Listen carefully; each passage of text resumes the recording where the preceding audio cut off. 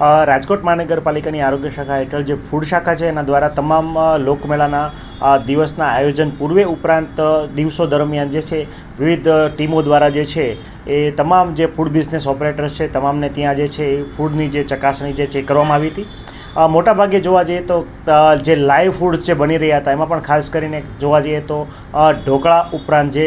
Colour મિશ્રિત કરેલી ચટણી ઉપરાંત જે ખાસ કરીને બટેટા જે ઘણી બધી આઇટમોમાં યુઝ થતા હતા એમાં વાસી બટેટા, આ ઉપરાંત ખાસ કરીને ખાદ્ય તેલ તળવાની જે વસ્તુ હતી, મોટાભાગની જે ફ્રાઈડ આઇટમ્સ હતી એના માટે વપરાશમાં લેવામાં આવતું જે તેલ હતું એનો આ ટીપીસી કાઉન્ટ જે છે એ ઘણી વખત ખૂબ મોટી માત્રામાં એટલે કે દાજિયા તેલનો વપરાશ થતો જોવા મળે તો આ તમામ જોવા જઈએ તો તમામ ફૂડ બિઝનેસ ઓપરેટરને ત્યાં અમારી ટીમ દ્વારા જે છે દૈનિક ધોરણે જે છે તપાસ હાથ ધરવામાં આવી હતી.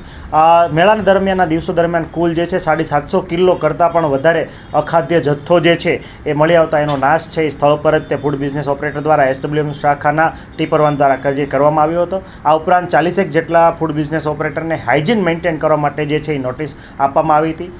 ઉપરાંત જોવા જઈએ તો તમામ જેટલા પણ ફૂડ બિઝનેસ ઓપરેટર જે છે મોટા સ્ટોલ ધારક હતા એ તમામને ટેમ્પરરી લાઇસન્સની પ્રક્રિયા પણ ફૂડ શાખા દ્વારા જે છે એ કરવામાં આવી હતી. આ ઉપરાંત મેળા દરમિયાન જે સ્ટોલ ઉપરાંતના